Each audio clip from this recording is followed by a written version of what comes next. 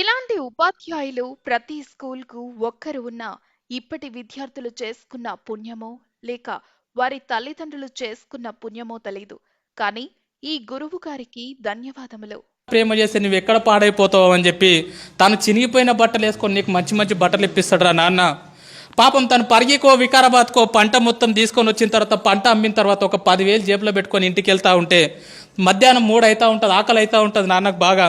నాన్న తిందామని చెప్పి ఒక రెస్టారెంట్ ముందర నిలబడి లోపలికి పోయి బిర్యానీ ఎంత ఉందని చెప్పి చూస్తే 250 రూపాయలు ఉంటుంది.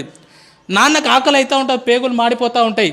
అరే నేను ఈ పూట 250 రూపాయలు పెట్టి బిర్యానీ తింటే నా ఒక్కడి కడుపు నిడుతుంది, అదే ఇంటికి ఏమన్నా తీసుకుపోయినా అనుకో నా పిల్లలు కూడా హ్యాపీగా తింటారని చెప్పి తన కడుపు మార్చుకొని ఇంటికి మీ నాన్న వస్తాడు బాస్. రియల్గా మన నాన్న హీరో కదా. ఎన్నోసార్లు ఒక్కసారి ఇంటికి వెళ్ళిన తర్వాత నాన్న నీతో ఫ్రీగా ఉంటే అడగండి, నాన్న నీకు ఎన్ని కష్టాలు ఉన్నాయని చెప్పి పెద్ద చిట్టా చెప్తాడు బాస్. ఎన్నో అప్పులు ఉన్నాయి నాన్నకు, ఎన్నో ప్రాబ్లమ్స్ ఉన్నాయి నాన్నకు. అమ్మ మీరు ఆడపిల్లలాగా పుట్టినరు, రియల్గా మీ అమ్మ నాన్నకు సెల్యూట్, మిమ్మల్ని చదివిపిస్తున్నారు. మీ రియల్గా సెల్యూట్ వాళ్ళకి. ఎందుకంటే ఆడపిల్ల పుట్టిందని చెప్పి చాలామంది బాధపడుతూ ఉన్నారు. ఆడపిల్ల పుట్టినా సరే చదివిస్తున్నారు, రేపు పొద్దున నీ పెళ్ళి ఎట్లా చేయాలని చెప్పి ఇప్పటి నుంచి ఆలోచిస్తారు. అమ్మ పాపము నా కూతురికి ఎలాంటి భర్తను తీసుకురావాలి, ఎంత కట్నం ఇవ్వాలి, ఎంత బంగారం పోగు చేయాలని చెప్పి పాపం నాన్న పిచ్చోన్లాగా బయట నీ కోసం కష్టపడుతున్నాడు రా. ఈరోజు హ్యాపీగా ఇక్కడ నవ్వుకుంటా కూర్చున్నావు కదా, ఇంటికి వెళ్తే నాన్నని ముఖం మీద తిడుతున్నావు కదా, పెద్దగా అయిపోయినావు అని చెప్పి 10th క్లాస్కి వచ్చినావు అని చెప్పి. కానీ ఈ టైం మీ నాన్న గురించి ఆలోచన చేయి. ఎక్కడనో చేన్లో పని చేస్తున్నాడు పాపం, కూలి పని చేస్తున్నాడు పాపం, ఆటో నడిపిస్తున్నాడు పాపం.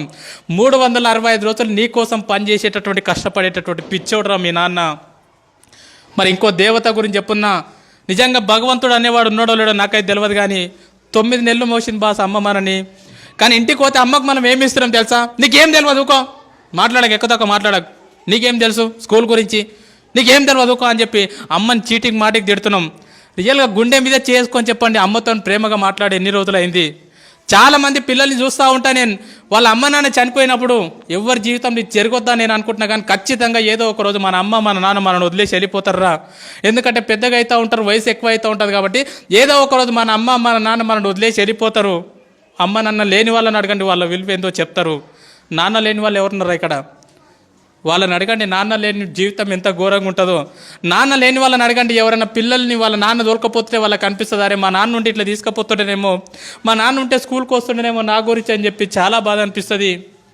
మరి ఈ రకంగా ఒక తల్లి 9 నెలలు మోస్తుంది మీ అమ్మ. అమ్మని ఇంటికి పోతే మనం చీటికి మాటికి తిడతా ఉన్నాం, చీటికి మాటికి కసురుకుంటా ఉన్నాం, నీకేం తెలియదు అంటున్నాం. 9 నెలలు కడుపులో మోసేటప్పుడు ఎన్నో హాస్పిటళ్ళు తిరిగింది, ఎన్నో గుడులు తిరిగింది, ఎన్నో మందులు మింగింది, తనకు ఇష్టం లేని ఫుడ్ తీసుకున్నది అమ్మ. స్కూల్కి వెళ్ళేటప్పుడు బ్యాగ్ బరువు అయితే మన ఫ్రెండ్కి ఇస్తాం పట్టుకోరకో సేపు అని చెప్పి, కానీ లోపల 2 కిలోల బరువు, 2 కిలోల బరువును లోపల పెట్టుకొని 9 నెలలు మోసిందిరా మీ అమ్మ. ఆడపిల్లవో తెలియదు, మగపిల్లగాడవో తెలియదు, అందంగా ఉన్నవో తెలియదు, వికారంగా ఉన్నవో తెలియదు, పుట్టిన తర్వాత వాళ్ళని చూసుకుంటావో తెలియదు, చూసుకోవో తెలియదు. కడుపులో ఉన్నప్పుడు ప్రతిరోజు మురిసిపోయింది, నా కొడుకు ఇట్లుంటాడేమో, నా కూతురు ఇట్లుంటుందేమో అని చెప్పి. 8 నెలల టైం లోపల నువ్వు ఆడుతూ ఉంటే అమ్మ పేగును గట్టిగా తన్నినప్పుడు విపరీతమైనటువంటి నొప్పి. లేచి ఒక్కసారి కన్నీళ్ళు దూడ్చుకొని పక్కకు నాన్న ఉంటే నాన్న నిద్రలకి లేపి లోపల బాబా ఆడుకుంటున్నారు తెలుసా, లోపల పాప ఆడుకుంటుంది తెలుసా అని చెప్పి మురిసిపోయిందిరా మీ అమ్మ.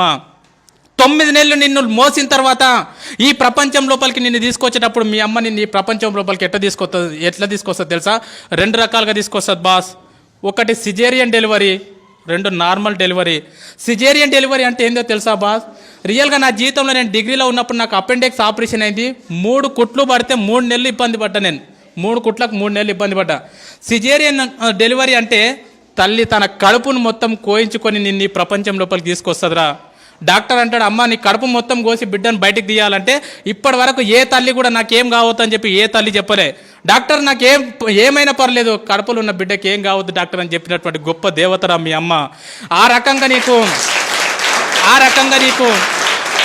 నీకు సిజేరియన్ డెలివరీ ద్వారా నీకు జన్మనిచ్చింది మీ అమ్మ. సిజేరియన్ డెలివరీ కాకుండా నార్మల్ డెలివరీ, మ్యాక్సిమం మీ తల్లులు నీకు ఎక్కువ నార్మల్ డెలివరీ ఇచ్చింటారు. నార్మల్ డెలివరీ అంటే ఏం తెలుసా? ఒక్కసారి ప్లీజ్ అందరు ఇట్లా గిల్లుకోండి, ఒక్కసారి ప్లీజ్ గిల్లుకోండి అందరు, ఒకసారి కంపల్సరీ గిల్లుకోవాలి అందరు. గిల్లుకున్నారా? ఇప్పుడు గిల్లుకుంటే మీకు ఒక నొప్పి వచ్చింది కదా, పెయిన్. ఆ పెయిన్ని దేంట్లో కొలుస్తారంటే డెల్స్లో కొలుస్తారు. ఇప్పుడు నీకు అయినటువంటి పెయిన్ ఎంత అంటే 0.01 డెల్. 0.01 డెల్కి అబ్బా అంటున్నావు. నేను వచ్చి నీకు గట్టిగా తొడపాశం పెడితే అది ఎంత ఉంటుంది అంటే 0.1 డెల్ ఉంటుంది. 0.1 డెల్కే తల్లడిల్లిపోతున్నావు అబ్బా అంటున్నావు. కానీ 9 నెలలు నిన్ను మోసి నిన్ను ఈ ప్రపంచం లోపలికి తీసుకొచ్చేటప్పుడు మీ అమ్మ ఎంత నొప్పి భరిస్తుంది తెలుసా బాస్? 57 డేల్స్ నొప్పిని భరిస్తుందిరా. 57 డేల్స్ నొప్పిని భరిస్తుంది బాస్. 57 డేల్స్ నొప్పి అంటే ఎంతో నీకు అర్థం కాదు. 20 సుత్తెలు తీసుకొని ఒక్కసారి వెన్నెముక మీద ధన ధన ధన కొడితే ఎంత నొప్పి అంత నొప్పిని భరించింది అమ్మ. 20 తేళ్ళు శరీరం మీద మొత్తం కొడితే ఎంత నొప్పి అంత నొప్పిని భరించింది మీ అమ్మ. నిన్ను ఈ ప్రపంచం లోపలికి తీసుకొచ్చేటప్పుడు ఒక కాయన్ని తీసుకెళ్లి ట్రైన్ పట్టాల మీద పెడితే ఎంత విస్తరిస్తుందో అంత నొప్పిని భరించింది అమ్మ. అంత నొప్పిని భరించి 9 నెలల తర్వాత అరుపుల మధ్యలో కేకల మధ్యలో మొత్తం నేలకేసి కొట్టుకున్నది, గింజుకున్నది, గొంతు పోయేటట్లు అరిచింది. లేబర్ రూమ్లో జన్మనిచ్చింది బాస్. నువ్వు బయటికి వచ్చిన తర్వాత నువ్వు రక్తపు మడుగులో ఉంటే డాక్టర్ నిన్ను బ్లౌజులతో పట్టుకుంటే అమ్మ మాత్రం నిన్ను డైరెక్ట్ తీసుకొని పాపం ముద్దాడిందిరా. రక్తం మధ్యలో ఉన్నటువంటి నిన్ను తీసుకొని మల్లె పువ్వులాక చేసి పెంచి పెద్ద చేసింది బాస్. తను నిన్ను పెద్ద చేస్తుంటే ఎన్నోసార్లు తను పక్కకు తను తింటుంటే ఎన్నోసార్లు మూత్రం చేసినావు, ఎన్నోసార్లు బాత్రూమ్ చేసినావు. ఒక్కరోజు కూడా విసుక్కోకుండా తను తినేది పక్కకు పెట్టి అల్లారు ముద్దుగా పెంచి పెద్ద చేసిందిరా అమ్మ నిన్ను. అలాంటి అమ్మకు మనం ఏమి ఇస్తున్నాం? నీకేం తెలియదు పో. సపోర్ట్ చేయకుండా ఉండు. నువ్వు ఎక్కువ తక్కువ మాట్లాడకు. నువ్వు నీ బెస్ట్ ఫ్రెండ్ని ఒక మాటను వాడు రేపటి నుంచి నీతో మాట్లాడతాడు. మన బెస్ట్ ఫ్రెండ్ని ఒక మాట అంటే వాడు రేపటి నుంచి మనతో మాట్లాడాడు. మరి అమ్మని రోజు అన్ని మాటలు అంటున్నా కూడా ఎట్లా భరిస్తుంది ఒకసారి ఆలోచన చేయండి. ఎన్ని మాటలు అన్నా కూడా, నువ్వు ఎన్ని బాధలు పెట్టినా కూడా ఈ ప్రపంచం లోపల మళ్ళీ నిన్ను అంతే ప్రేమగా చూసే దేవత ఎవరంటే మీ అమ్మనే బాస్. మీ అమ్మనే బాస్. ఎందుకంటే చాలామంది పిల్లల్ని బయట నేను చూస్తూ ఉన్నా, అమ్మ నాన్న ఉన్నప్పుడు వాళ్ళని పట్టించుకోరు. వాళ్ళు చచ్చిపోయిన తర్వాత ఇక తీసుకుపోయేటప్పుడు అక్కడ పాతి పెట్టేటప్పుడు వాళ్ళ కాళ్ళని పాలతో కడుక్కుంటా, నెయ్యితో కడుక్కుంటా, నీళ్ళతో కడుక్కుంటా, అమ్మ నువ్వు అంటే నాకు ఇష్టం అమ్మ, ఐ లవ్ యూ అమ్మ, ఐ లవ్ యూ నాన్న అని చెప్పి వాళ్ళు చచ్చిపోయిన తర్వాత గొంతు చించుకొని అరుస్తూ ఉంటారు, నువ్వు అంటే నాకు ఇష్టం అమ్మ అని చెప్పి. వాళ్ళు చచ్చిపోయిన తర్వాత నువ్వు ఏడిస్తే వాళ్ళకి తెలుస్తుందా? చచ్చిపోయిన తర్వాత అమ్మ నువ్వు నాకు అంటే ఇష్టం అంటే వింటదా? చచ్చిపోయిన తర్వాత వింటారా బాస్? చచ్చిపోలేదు కదా, బతికే ఉన్నారు కదా, మీకోసం 365 రోజులు కష్టపడుతున్నారు కదా. ఈరోజు ఇంటికి వెళ్ళిన తర్వాత చెప్పండి, అమ్మ నువ్వు అంటే నాకు చాలా ఇష్టం అమ్మా,